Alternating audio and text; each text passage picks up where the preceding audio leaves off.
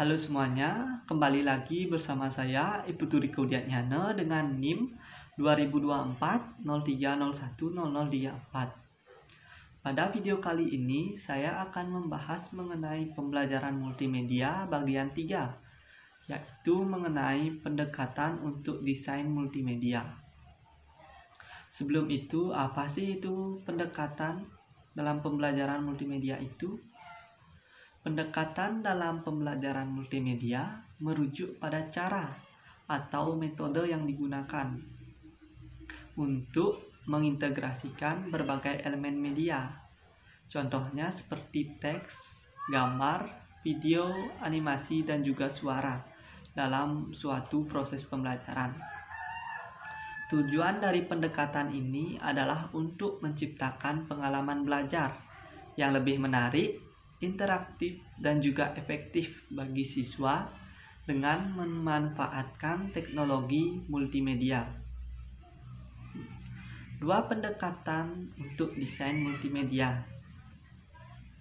Multimedia merupakan teknologi pembelajaran yang berpotensi kuat, yaitu sistem untuk meningkatkan pembelajaran manusia.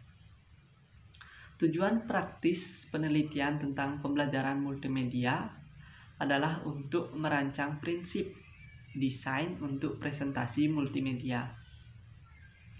Ada baiknya untuk membedakan antara dua pendekatan terhadap desain multimedia.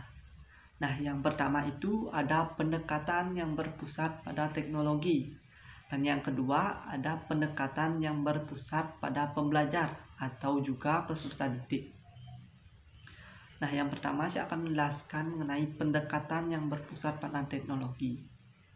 Pendekatan yang paling mudah untuk desain multimedia itu adalah pendekatan yang berpusat pada teknologi.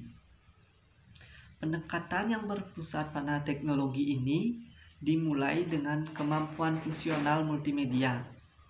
Fokusnya pada umumnya itu mengenai kemajuan teknologi multimedia yang mutakhir, sehingga seorang desainer yang berfokus pada teknologi mungkin berfokus pada cara menggabungkan multimedia ke dalam teknologi komunikasi yang sedang berkembang pesat, seperti akses nirkabel ke internet atau konstruksi representasi multimedia interaktif dalam realitas virtual. Jenis isu penelitian sering kali melibatkan penelitian media, yaitu menentukan teknologi yang mana paling efektif dan menyajikan informasi. Misalnya itu isu penelitian media adalah apakah mahasiswa belajar dari kuliah daring atau kuliah langsung. Kuliah daring di mana mahasiswa dapat melihat dosen di jendela pada layar komputer.